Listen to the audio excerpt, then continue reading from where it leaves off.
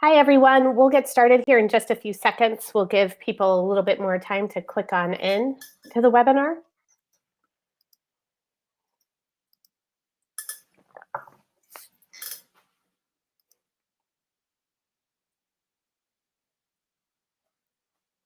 All right, I'm going to go ahead and get started. I'd like to welcome everyone to our webinar today. Thank you for joining us for part 2 in our 3-part series focused on winning strategies for Q4. Part 1 in our series tackled the topics of operations, inventory management, brand management, and promotions. I did want to let you know that we do have a recording of that webinar presentation. However, it's an abridged version because we did run into some audio issues with the webinar hosting platform. And we'll be sure to share a link to that recording in our email following the presentation today. But today's topic is a fun and meaty one as we zero in on organic marketing and advertising. Before we dig into that, we'll do a few introductions. I'm Julie Spear, the VP of Operations here at Bobsled Marketing. I joined Bobsled back in October of 2015 as the first employee on the team. I've had the benefit of filling just about every position on the client delivery side, and this has really offered me the opportunity to be involved in the management and oversight of dozens of client accounts and developing a real understanding of the function of different Amazon accounts as well as the needs of brands selling on Amazon. Today, I co-host the e-commerce brain trust podcast each week with Kiri, and I also oversee the client delivery team here at Bobsled. And from that team, joining me today are client project manager Rachel Street and PPC manager Will Hare. Rachel, how about you share a little bit about yourself with our clients? Absolutely. Well, hello, everyone, and welcome. I am thrilled to be here as well. As I am a client project manager here at Bobsled. I'm actually a little newer to the team. I joined Bobsled in June. However, I'm not new to Amazon. I've been navigating the Amazon landscape for the last 4.5 years. I come from a very large Amazon retailer previously where I did account management, but also more so my passion and kind of my specialty came in with Amazon marketing initiatives. So PPC marketing efforts and inbound. In that last year and more so in this last year, my role is more of a strategic player. I feel like being more focused on strategies and as far as the impact. So what do the marketing initiatives on Amazon do for your products? What is the short-term, long-term goal? And then obviously the direct and indirect impact of that. So that's a little bit about myself. Thanks, Rachel. How about you, Will? Do you want to tell everyone a little bit about your background and what you do here at Bobsled? Of course. Hello, everyone. My name is Will Hare. I'm a PPC manager here at Bobsled. I've been with Bobsled since December, so almost a full year. And I've been hyper-focused on helping clients grow their advertising footprint and kind of navigate the jungle that we know as Amazon. A little bit about myself and my background. I have an advertising and marketing background. I've worked in agencies for a little over 5 years supporting marketing and advertising efforts. So super excited to be here today and to dive a little deeper into some Q4 strategies. Great. So before we dive in, we have a few housekeeping items. Starting at the bottom of our list here, if you're experiencing any audio, as you can see the chat on the right-hand side of your screen, that's where you can raise a flag to us and we'll do our best to help you troubleshoot your issues. You can also use that chat bar to share any questions that you might have. We really do want this presentation to be as meaningful as possible for you, so sharing your questions will help ensure that. We'll do our best to answer them during the course of the presentation today, but if we're unable to get to them, we will send out answers to your questions following today's presentation. And finally, we are recording today's webinar, and we have figured out some workarounds for the audio troubles that were experienced in the first recording or the first session in this series. So this recording will be available on demand following today's presentation. I wanted to offer a brief overview of the topics that we'll be digging into today. Strong SEO foundation is really the foundation to effective organic marketing and advertising efforts on Amazon. Will is going to walk us through SEO best practices, considerations, and strategies. Rachel will build off of that information as she translates SEO into product display page optimization that's aimed at improving discoverability and conversions. And then driving traffic to those optimized listings is key to growing your account on Amazon. Will is going to address advertising strategies and best practices for that before Rachel wraps everything up with the ways to maximize your brand's presence on Amazon through storefronts. So let's get started. Will, I'll hand this over to you so you can walk us through SEO. Excellent. So SEO 101, how does the A9 algorithm work? If we could jump on to the next slide. What we have here are the main factors that influence the Amazon A9 algorithm. And just to touch base on each of these search engine factors, we have text match relevancy. And so every keyword on your product listing page, as well as on the back end, is indexed by the A9 algorithm and is categorized based on what Amazon deems will lead to a sale. So text match relevancy and having proper text on your pages that's hyper relevant is definitely key to influencing Amazon's algorithm. Product availability is another major influencer, and that obviously, if you don't have any products to sell, it's going to be tough to rank those products. Pricing is another factor, and Amazon likes its vendors to be competitively priced. So if you're outpriced in the market and really don't have any validation or any reason why you should be higher or lower than the typical market average, that'll affect your ability to rank well. And last but not least, sales velocity. This is highlighted in red because this is the #1 factor. And so how do I show up? Number one, what I tell everybody is get more sales. And obviously, I wish it was that simple, but there's a lot of indirect factors that could help increase the sales velocity, improve overall Amazon ranking. And just to note, Amazon is obsessed with the user experience, so happy users buy products. So jumping on to the next slide, we're going to talk a little bit about the indirect ranking factors. And so we have fulfillment method. Obviously, Amazon's going to preference FBA over FBM. Reviews. Think of reviews as validation from your customers. So having lots of reviews will, that means lots of happy customers, which means lots of sales, which allows you to have that validation on your product page and rank better. High quality images, as well as EBC and A+ content. This kind of focuses on the user experience. So how invested are you into Amazon? Do you have high quality images? Are your pages providing the right and relevant information in a way that's very well branded, that leads to a good customer experience? Advertising is another indirect factor. What's great about Amazon that's different from a lot of search engines is that advertising sales count towards organic ranking. So we're able to create kind of a halo effect. We're able to run tests on keywords that we wouldn't otherwise be able to target to see if that is there opportunity there, so on and so forth. So advertising is an excellent indirect mechanism we can use to kind of improve sales and increase organic ranking. And last but not least, promotions. Promotions tied to pricing. So by running promotions, Amazon customers love to see that they're getting a deal, and these promotions lead to a better overall user experience. So jumping on to the next page, what keywords am I being indexed for? So this is a question I get probably on like 80% of my kickoff calls when I work with clients, and they're trying to understand how are they indexing and what keywords are leading to sales and where the value add is.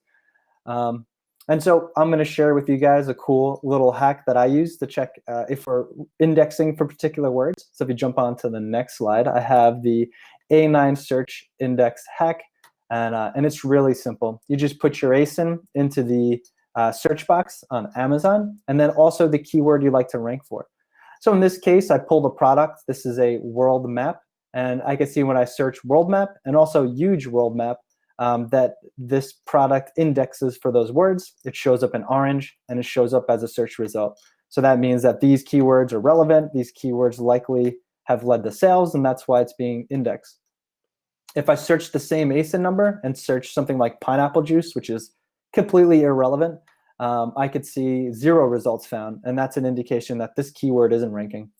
The caveat is that if it's a relevant keyword you want to rank for, and you suspect that the search volume's there and the sales will be there, this is where we work with the operations team to talk about how we can implement that keyword into your product listing page or your backend search terms, and then run a test to see that does it make sense and does it lead to profitability. But that's a cool little hack I want to show you guys. And jumping on to the next slide, tools for management. So just so you know, we have a lot of clients with large catalogs. So if we had to test every keyword using that methodology, that would take us forever. So we have some internal proprietary software that we use in culmination with some third-party tools. And I figured I'd just list them here for you guys. We use Keyword Inspector, Helium 10, and Overgrowth are other softwares we use to monitor which keywords are being indexed for and also help with performance grading. And so jumping on to the next slide, keyword titles, bullets, descriptions, and backend search terms. So how do you leverage keywords in your titles, bullets, and descriptions? Obviously, ranking for relevant keywords while maintaining your brand and unique selling proposition is as much of an art as it is a science. So leveraging value-added keywords and following best practices, which Rachel's about to dive into, is important. It helps us index, but it's equally as important to provide a good user experience. A good user experience leads to more sales. So with that being said, I'm going to turn it over to Rachel, and she's going to talk a little bit more about prepping your product listings for Q4. Wonderful. Thank you, Will. So diving into product listings, you're going to hear this a lot. It really comes down to having relevant conversion driving content. So let's go ahead and jump into the list titles. So when it comes to the titles, we know that product titles weigh heavily into the visibility and product placement on the Amazon search results. We can also anticipate, somewhat speculate, that the first half of the title is indexed the most by Amazon by the A9 search algorithm, even though obviously we can't always confirm the exact logistics of this, of the title being indexing. What we do know is that titles will be collapsed based on the device the consumer is shopping on. For example, mobile versus desktop, but also even the size of the window that the consumer is shopping on for Amazon. So this also just demonstrates the importance that the first 50 to 60% of your title needs to have the most relevant conversion driving content. So specifically when it comes to conversion driving content is doing that keyword analysis to determine how consumers are searching for your product on Amazon, and then how consumers are what's causing your consumers to purchase on Amazon. So we're doing our Amazon search term velocity research. There's a number of tools that we use to determine this data. And then also we're working with Will and team to determine, use the converting PPC data and insert those keywords into the product titles as well. So refreshing those titles is very important as we enter into Q4. Another thing that we want to focus on is ensuring that titles follow the proper formula and syntax. So one thing that we're noticing, obviously, we have our brand, the product. We're also noticing that inserting a unique selling point into the title earlier on is having a good impact on products, followed by important product attributes and then some keyword strings. Again, we're completely building out these titles based on the conversion driving content and how the keywords that are being searched most on Amazon. So yeah, ensuring that they are consistent is also important. Another thing I want to bring up is that titles, we want to make sure that they're compliant.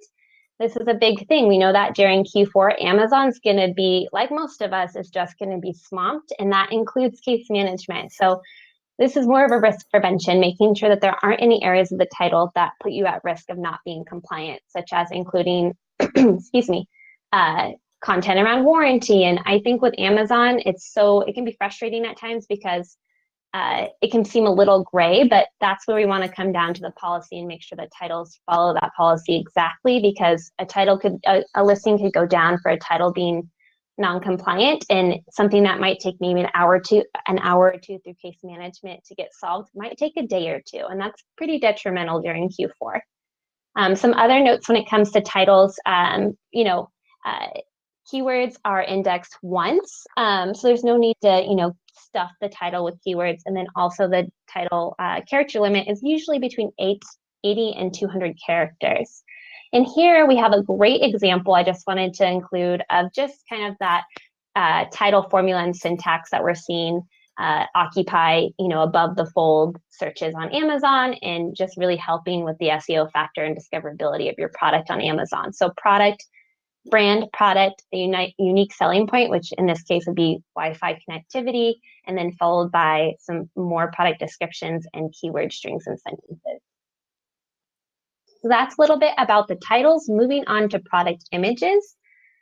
This is the visual compensation. This is where consumers are wanting to see visual what they're so focused on and so interested in. So how we do that, we need to make sure that images, of course, are all, excuse me, are all high resolution. We do recommend having 3 to 4 product images, 2 to 3 lifestyle images. We really just want to have an even balance of both. And then some optional areas would be to include some explanatory images. As you can see here, they're demonstrating the product image in a high quality image, but they're also showing that it's app accessible. It's showing the diversity of the product landscape, and then also more unique selling points. So it cleans on carpet and hardwood floors. Another option for images, if this is available to our clients, is exploring a short video. Again, that's just something that visually consumers are looking for. As long as it's a shorter video, that's something we recommend as well. Moving on, we're going to focus on the listing bullet points. So this is huge. So similarly to optimizing your title, it really comes down to utilizing the space and including keywords that are conversion driving. So typically consumers are wanting answers fast, like most of us in most situations. So what this means is that really the first 3 product bullet points need to be able to drive that consumer to a purchase. This is evident in the way that consumers shop on mobile. For example, we know that on mobile, bullet points are a little farther down on the page, and they're usually most often always collapse to the first 3 product bullet points, which just demonstrates the need that we need to have that conversion driving content. Utilize all the space, but really the first 3 bullet points are very crucial when it comes to that. So we want to make sure that we're optimizing for mobile. And then overall, when it comes to the content that's included for the product bullet points, this is really must be dictated by the data that we have on your products. And then also another way to ensure that we're optimized for conversion driving content is including looking for commonalities in customer feedback. This is a tremendously valuable area of information for us. Is we want to know what feedback we got from the consumers that were happy with the purchase, and even so the ones that weren't happy with the purchase. It's really about accommodating both sides of that, so at the end they are happy with the purchase, or they don't end up making a purchase that they regret. So that's a little bit about the content. And then with the space, aside from optimizing those top 3 bullet points, optimizing for mobile as well, we really want to make sure that we're including natural language, and then avoiding any content word stuffing. I typically call it content vomit. It's really overwhelming to the customer, and it doesn't usually translate well. And I think this kind of goes back to the age-old fact of less is more sometimes. So that would be our primarily focuses for Q4 when it comes to product listings bullet points. Moving on to the listing description and enhanced brand content, or A+ content if you are a vendor central account. So product description, this is an area, it's huge, and I think it's an area where maybe now that EBC and A+ is getting to be more of a where customers are scrolling to faster, product description just offers the opportunity for us to include more conversion driving content, but this also is going to impact your discoverability on Amazon by having keywords in there that are being indexed. So even if you don't have a product description on the visibly on the front end, it's very important that it still remains in the back end, and therefore it's also being updated to meet the holiday demands, because again, that's where the content's being indexed from.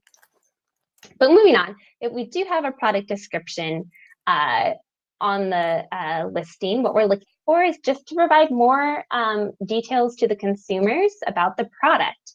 Also clearing up any remaining customer confusion. especially for products that are a higher price point. This is really going to be impactful for those consumers wanting to feel confident in their purchase. Ways to do this is really just to get creative with the structure. Again, big chunky word blocks are not attractive to consumers. So getting creative, doing a Q&A type format, or just breaking it up a little bit so that it is more visually appealing, and then it's also the content that the consumers are looking for. When it comes to enhanced brand content, this is a great area to be leveraging. It's just really provides that visual, more branded opportunity for consumers to see. And we have seen that EBC does impact conversion rate up to 10%. So we want to make sure that it is optimized for the holiday season. So doing a little bit of an image audit, making sure that images are high quality. If there's lifestyle images, updating those to be more seasonal if that's an option.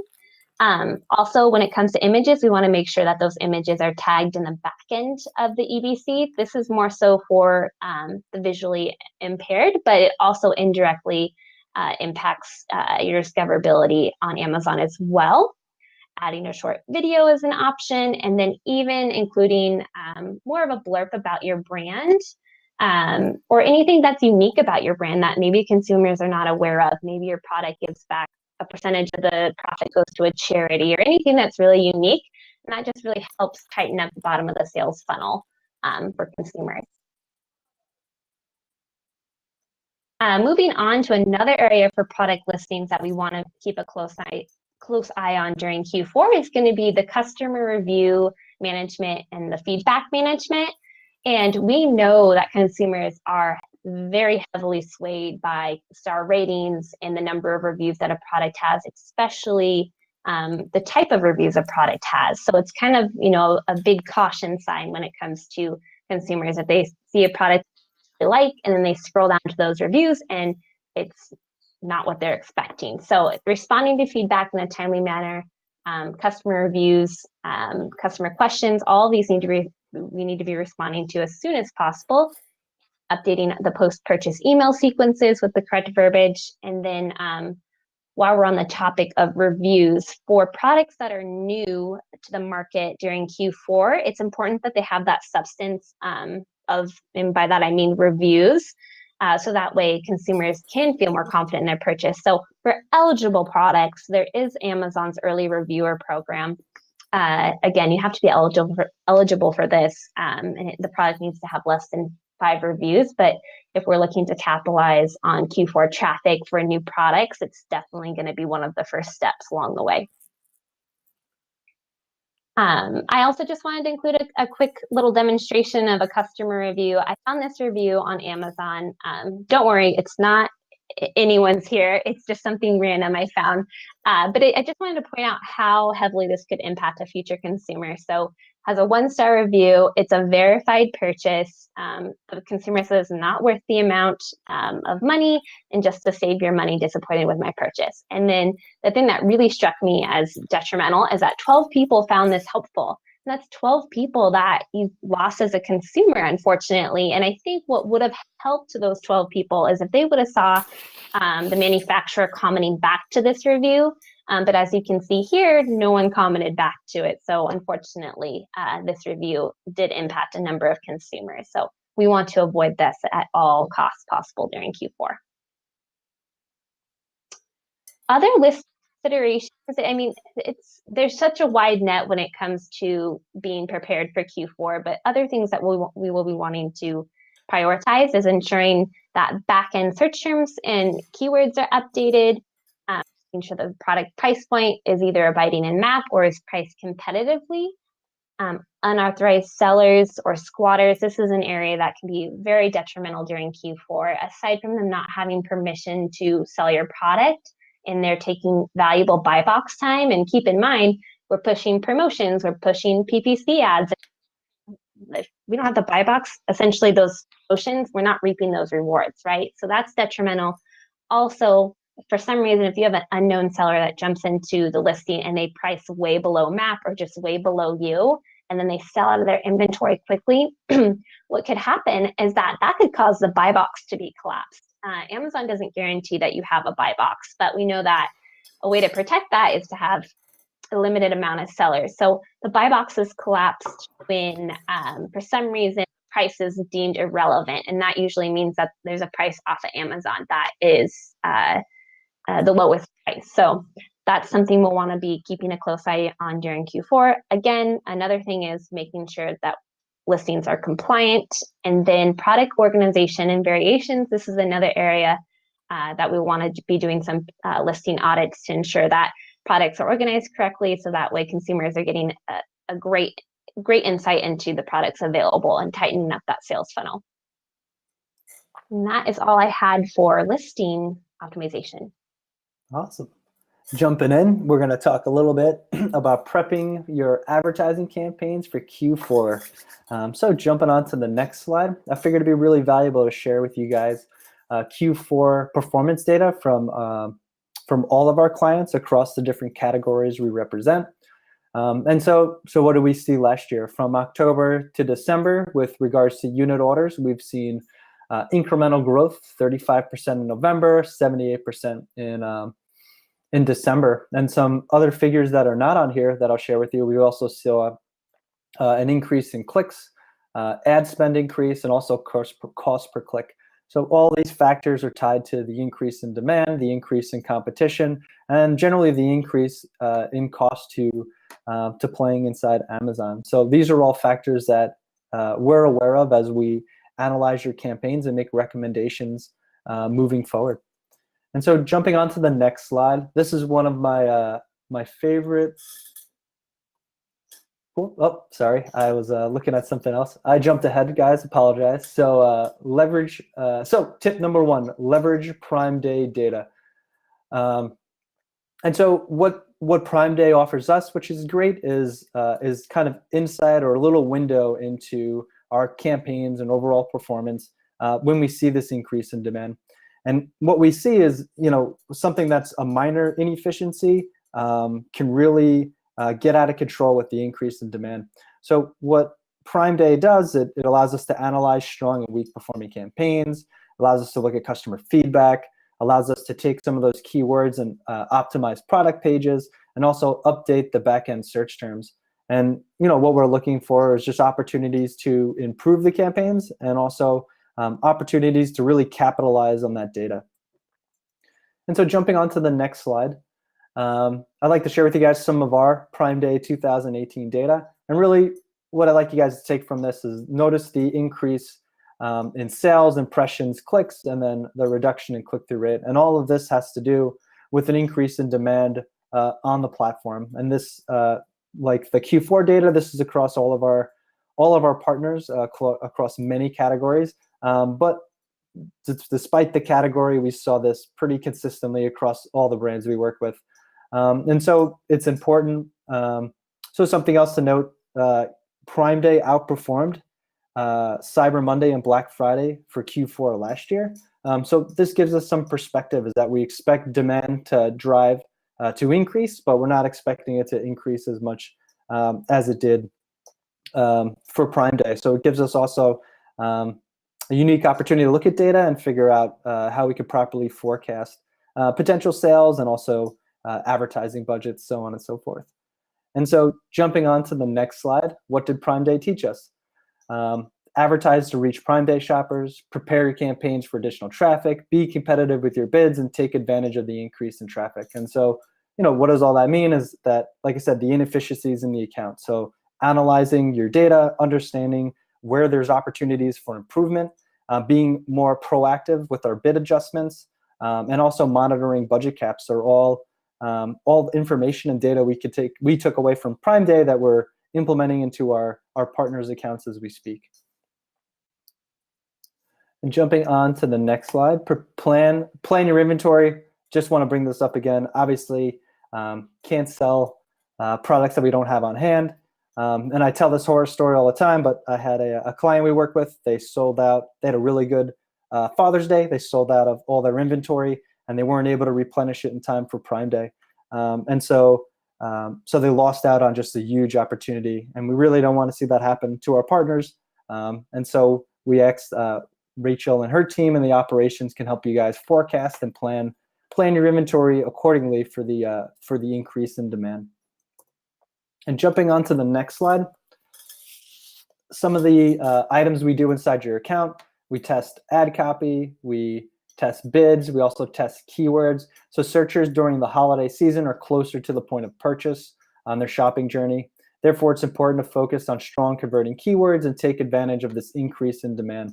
So we like to leverage Q3 data and the first month of Q4 to test ad copy, to test bid levels, and to test keywords to help flush out top performing keywords and products so we can maximize your return on investment when it really counts, which is during the holiday season.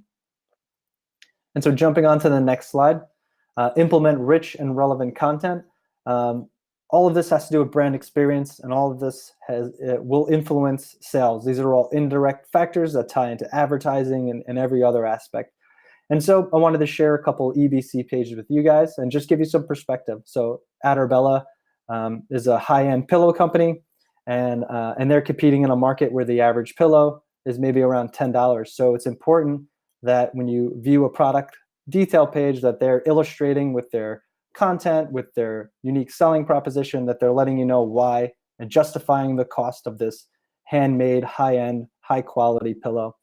And on the other side, I chose to include Wind, which is another company who advertises on Amazon. And what's great about the Wind EBC page is that they're providing some third-party validation. A lot of people know who Kickstarter is. They're a product of Kickstarter. So that's instant validation. On top of following best practices, they're including how to use the product and the unique selling proposition of their particular air purifiers. And so jumping on to the next slide, we'll talk about leveraging off Amazon traffic. So this is a fantastic opportunity to use your storefront or just your existing assets to drive traffic to Amazon. If you're going to run a sale, we know that Amazon's going to reward vendors that use off Amazon tactics to kind of increase sales. You'll get better organic ranking and more opportunity for reviews. The best part about using some of these third-party providers is that you can reach back out to these customers. You can use your email addresses to run Facebook campaigns, request reviews. So there's a lot of benefits when you know who that customer is, which is different than just advertising on Amazon, because it's an ecosystem and we're not exposed to the details of particular customers. And jumping on to the next slide, leveraging sponsored brand ads. These were formerly known as headline search ads, but Amazon is doing some rebranding as of the last week or two, so they're now referred to as sponsored brand ads.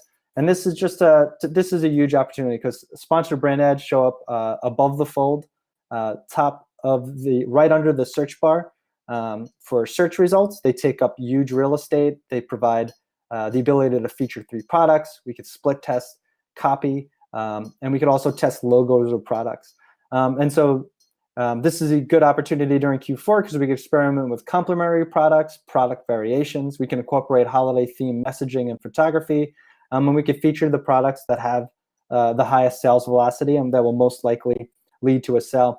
Now, in culmination with using sponsored brand ads, we will have sponsored product ads, and we'll also have organic ranking. So with any luck, if it's a highly relevant keyword, you're getting a lot of real estate above the fold by having a headline search ad, by having your product showed up as a sponsored product ad below that, and then having your product show up organically. And what we have is just a series of validations.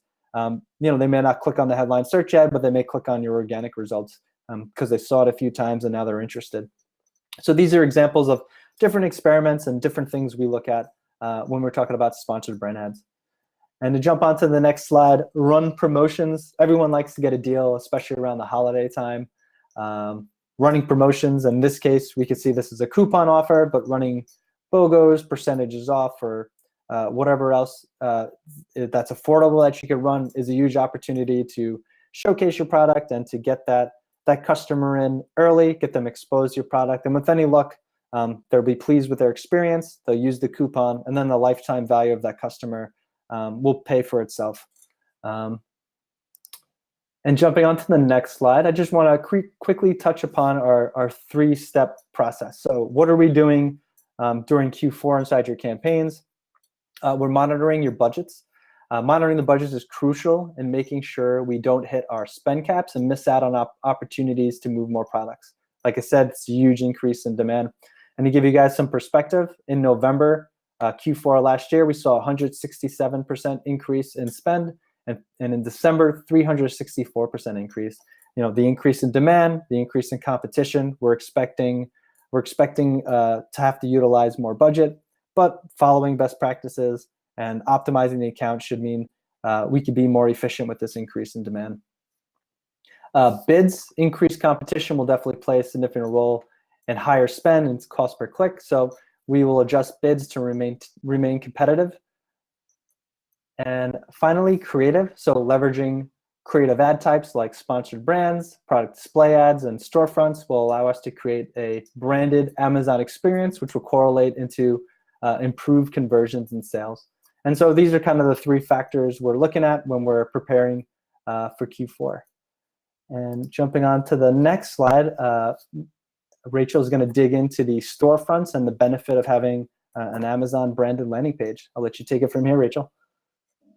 Great. So yeah, now that we know, we've kind of touched on the ways to advertise products on Amazon and how to drive traffic. One of the biggest areas that can be leveraged is going to be the Amazon storefront.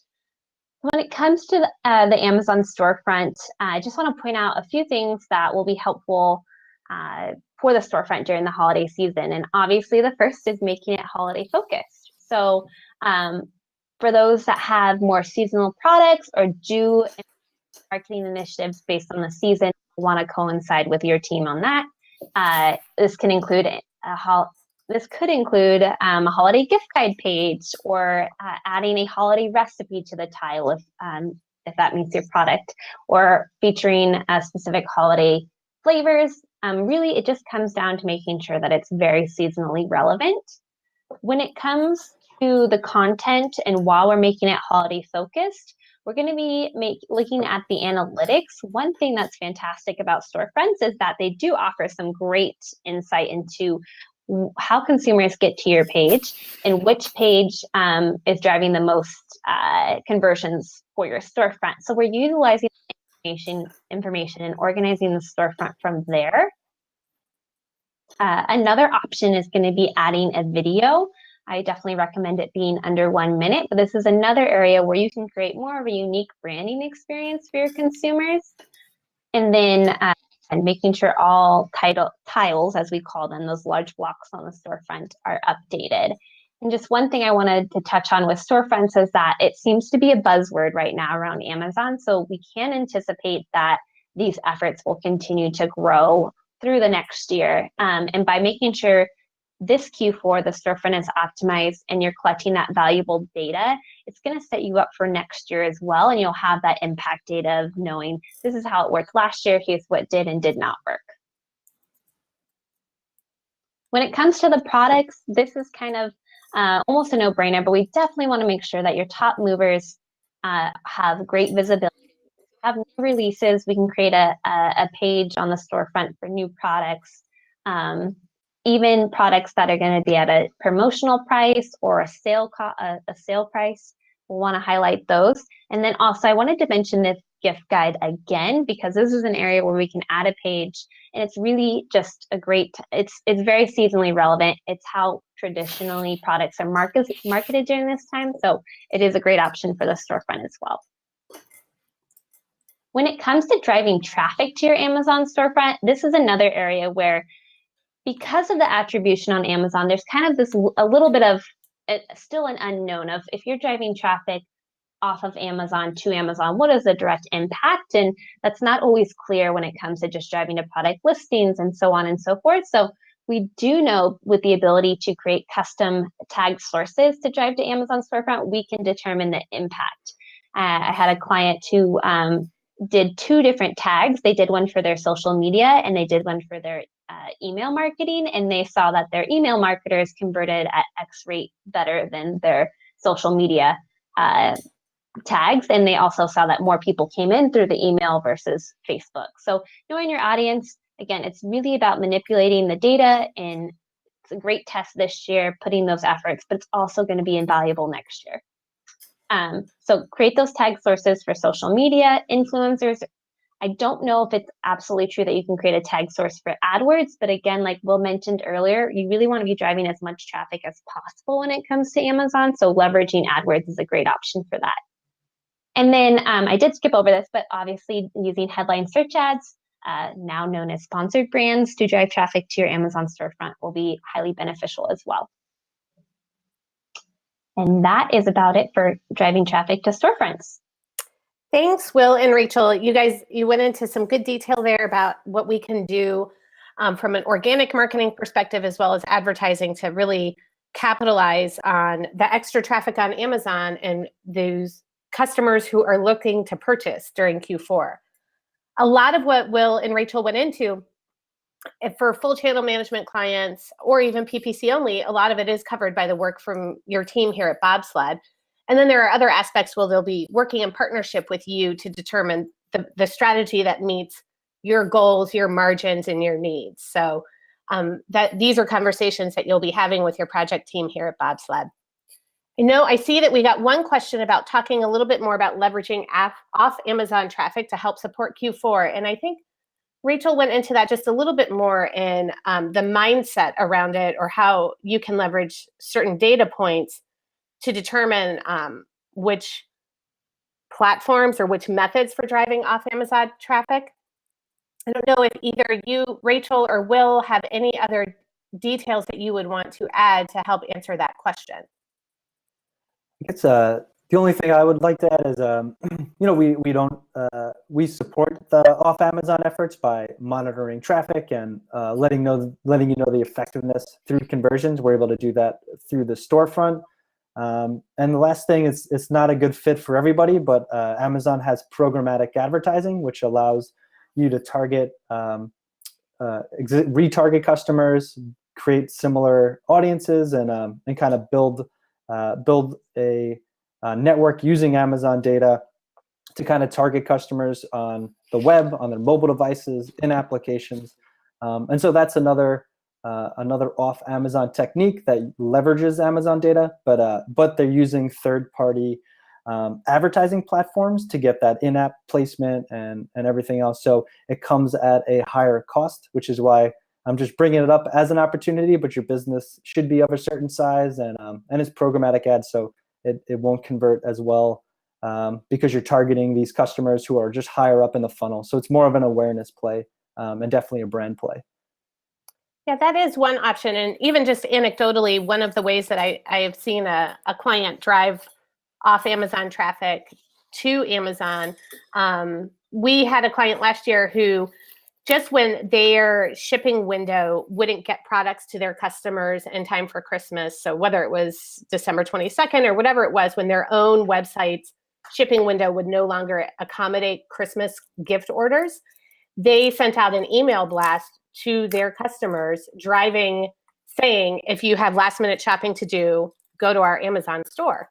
And they were encouraging their customers at that point to purchase off of Amazon. So it was kind of a nice way of melding. They had their own website goals, their own goals for sales, and they pursued those during Q4 and then shifted the focus on those last days by driving the off Amazon to the Amazon pages themselves. So that was one anecdote of one way to do it. And Rachel, from your experience at the retailer that you worked at previously, were there other methods that you used in Q4 that you saw your retailers or your brands leveraging in Q4 to drive traffic to their Amazon stores or pages? Oh yeah, absolutely. And I think what it comes down to, obviously, it has to be a holistic approach to the marketplace and refined. And what's great about this, and I think the point that I want to make most, is that your off Amazon traffic, if it's your customer emails, your Instagram followers, Facebook, whatever it may be, they're already a refined audience for you. So we know that you're not targeting, the likelihood of them clicking is already greater than, say, for example, if you're doing an AdWords test. So knowing that your consumers are relevant, and leveraging that to drive your traffic, leveraging them to drive the traffic to Amazon, it's a little more likely to see them convert. And again, it's a balance because you have your direct site efforts as well, but with Amazon and the holidays and you have your 2-day shipping, or maybe it's logistics internally on your side, Amazon is going to be it's going to be your sales as well. And Amazon will take care of things like your customer service, or customer returns and things like that on the front end. So there's some pros and cons to it, but I think knowing that audience is so relevant is what interests me the most. And what I suggest to clients is that audience is more likely to convert than, a lot of them. So why not use them to drive them to Amazon? I find that it so often comes down to relevance, whether you're considering the keywords you're targeting in advertising, or like you said, your audience itself. It often comes down to relevance. Oh, yeah. Absolutely. Well, that brings us to the end of our webinar presentation for today. Thank you, everyone, for joining us. We really appreciated you coming on board. If you have any questions or would like to go into more detail about any of the topics that we touched upon today, do please feel to reach out to me, and I'll either answer you directly or connect you with the subject matter expert on the team that is best placed to answer your question. And we will be sharing a recording of this webinar, and within the next couple of days, you also will likely see a survey in your inbox, in your email inbox within the next couple of days. So we're looking forward to getting your feedback about how this webinar worked for you to meet your needs, and as well as any interest you have for future webinars. So thanks again, and have a great day, everybody.